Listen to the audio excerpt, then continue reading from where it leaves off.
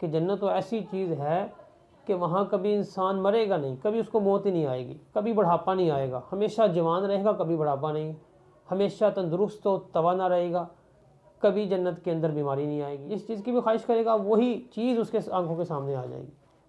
کوئی کہنا چاہتا ہے کہ بھئی یہ پرندہ اڑ رہا ہے، میں اس کو بھنا ہوا کھانا چاہتا ہوں، وہ پرندہ خود بھون کر اس کے پلیٹ میں آ جائے گا۔ حضور صلی اللہ علیہ وسلم نے ارشاد فرمایا کہ کسی بھی مسلمان کو مرض کی تکلیف یا کوئی اور تکلیف ہوتی ہے تو اللہ تعالیٰ اس کے گناہوں کو اس طرح گراتا ہے جیسے درخت اپنے پتوں کو گرا دیتا ہے۔ یعنی انسان کو کوئی بھی چھوٹی سے چھوٹی تکلیف ہوتی ہے، کوئی ایک کانٹا بھی چبھتا ہے تو اللہ تعالیٰ اس کے گناہوں کو معاف کرتا ہے۔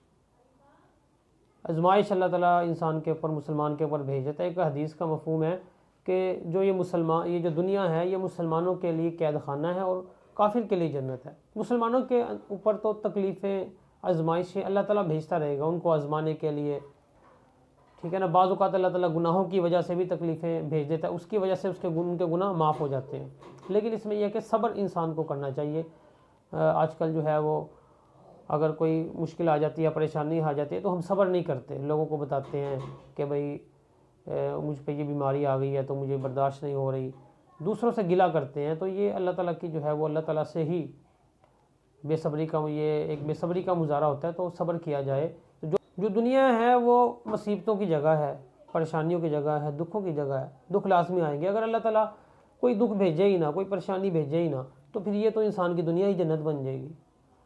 تو اصل جنت تو اللہ تعالیٰ نے مسلمان کے لیے آخرت میں چھپا کے رکھی ہے کہ جو انسان یہاں پہ برداشت کر لے گا مشکل، پریشانیاں، بیماریاں، تو اس کے لیے جنت میں جو ہے وہ اللہ تعالیٰ نے اس کے لیے جنت رکھی ہے کہ جنت تو ایسی چیز ہے کہ وہاں کبھی انسان مرے گا نہیں، کبھی اس کو موت ہی نہیں آئے گی، کبھی بڑھاپا نہیں آئے گا، ہمیشہ جوان رہے گا، کبھی بڑھاپا نہیں، ہمیشہ تندرست و توانا رہے گا، کبھی جنت کے اندر بیماری نہیں آئے گی، ہمیشہ خوشحال رہے گا، خوش رہے گا، کبھی اس کے اوپر کوئی دکھ، کوئی پریشانی نہیں آئے گی، ہمیشہ زندہ رہے گا، اس کو کبھی موت نہیں آئے گی۔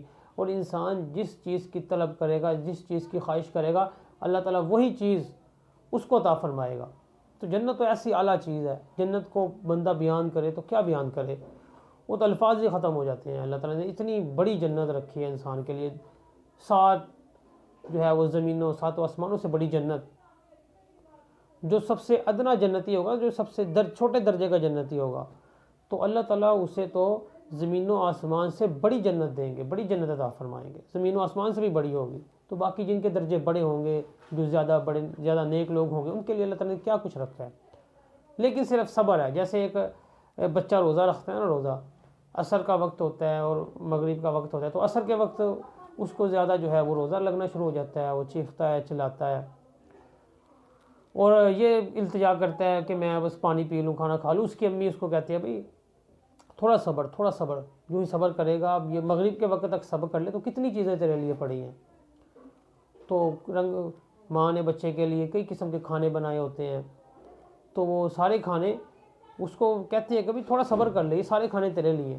تو اسی طرح جو ہے وہ آخری امت ہے، اللہ تعالیٰ انسان کو کہہ رہے ہیں بھئی صبر صبر صبر کر لو۔